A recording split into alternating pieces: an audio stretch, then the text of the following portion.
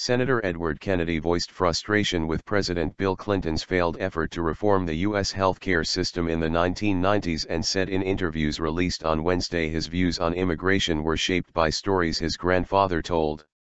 Kennedy, a prominent Democrat known as a liberal lion during a half-century in office, sat for 19 interviews with oral historians from 2005 through 2008, discussing everything from his early political career to his role in passing major U.S. civil rights legislation.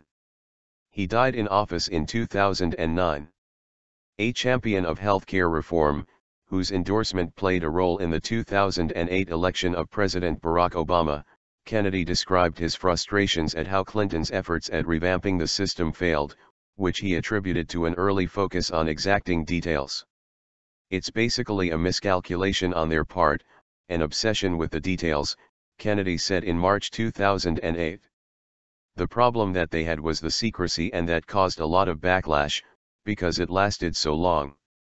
Kennedy, who died at the age of 77 in August 2009, a little more than a year after being diagnosed with brain cancer, was the brother of U.S.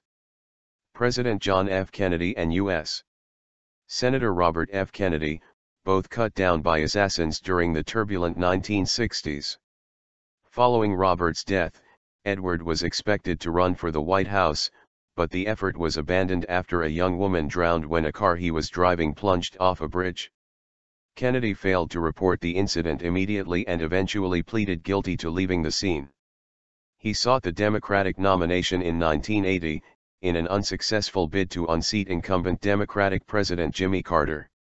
In an October 2007 interview, Kennedy recalled how his grandfather John Honey Fitzgerald's stories about how Irish immigrants were treated in 19th-century Boston influenced his views on immigration. Fitzgerald, the son of Irish immigrants, served as mayor of Boston and a U.S. congressman. "My grandfather told us that the Irish couldn't get jobs because they were not welcome," Kennedy said. "It was clear to me at the time that the laws in existence basically prohibited certain groups from coming into the United States." The interviews are part of the Edward M. Kennedy Oral History Project. They were released by the Edward M. Kennedy Institute for the U.S. Senate and the University of Virginia's Miller Center.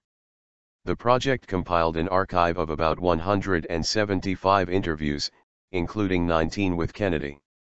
The rest are with other people, including U.S.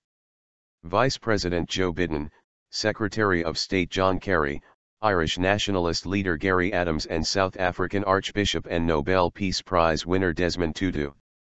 Some of the interviews, including Biden's and those with Kennedy's children, have not yet been released.